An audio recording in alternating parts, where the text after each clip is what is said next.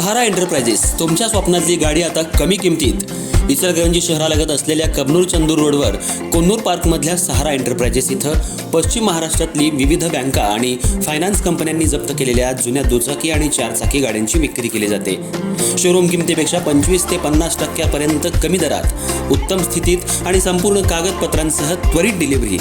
दुचाकी 20,000 पासून पुढं तर चारचाकी 50,000 पासून पुढं. आपल्या पसंतीची कार किंवा बाईक आता अगदी परवडणाऱ्या दरात घेऊन जा.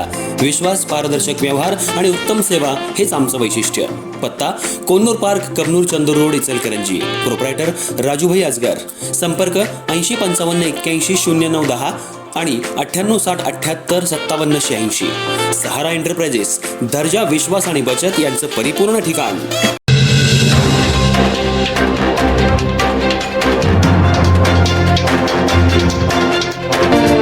नमस्कार, मी तेजस्विनी मगदूम. एम मराठीमध्ये आपल्या सर्वांचं स्वागत आहे. पाहूयात ठळक घडामोडी. इचलकरंजी शहरातल्या तांबेमळा परिसरात असलेल्या पाण्याच्या टाकीच्या आवारात अज्ञात व्यक्तींनी खोडसाळ वृत्तीनं देवी देवतांचे फोटो आणि धार्मिक साहित्य पेटवून दिल्याची धक्कादायक घटना घडली. या घटनेत निम्म्याहून अधिक देवी देवतांचे फोटो जळून खाक झाले असून नागरिकांमधून तीव्र संताप व्यक्त होतोय. शहराचे स्वच्छता दूत म्हणून ओळखले जाणारे गजानन महाजन गुरुजी गेल्या काही वर्षांपासून पंचगंगा नदी तीरावर तसंच शहरातल्या विविध भागात नागरिकांकडून टाकून दिलेले देवी देवतांचे फोटो, मूर्ती आणि धार्मिक साहित्य जमा करून ते तांबेमळा इथल्या पाण्याच्या टाकीच्या आवारात साठवून ठेवत होते.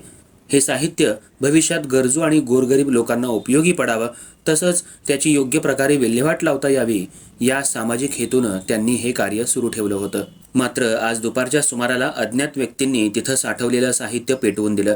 आगीमुळे परिसरात धुराचे लोट पसरले. ही बाब लक्षात येताच स्थानिक नागरिकांनी तातडीनं माजी नगरसेवक मोहन कुंभार यांना घटनेची माहिती दिली. कुंभार यांनी घटनास्थळी धाव घेऊन अग्निशमन दलाशी संपर्क साधला.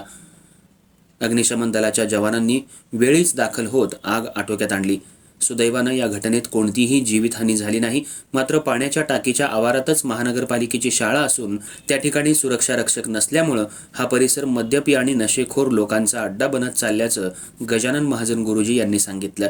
याच कारणामुळं अशा प्रकारच्या अनुचित घटना घडत असल्याचा आरोप त्यांनी केला. दरम्यान या घटनेचा तीव्र निषेध व्यक्त करत माजी नगरसेवक मोहन कुंभार यांनी महानगरपालिकेनं तात्काळ उपाययोजना कराव्यात अशी मागणी केली आहे. पाण्याच्या टाकीच्या परिसराला सुरक्षा भिंत उभारणं, CCTV बसवणं तसंच कायमस्वरूपी सुरक्षा रक्षकांची नेमणूक करावी, अन्यथा भविष्यात गंभीर घटना घडण्याची शक्यता नाकारता येत नाही असं त्यांनी स्पष्ट केलं.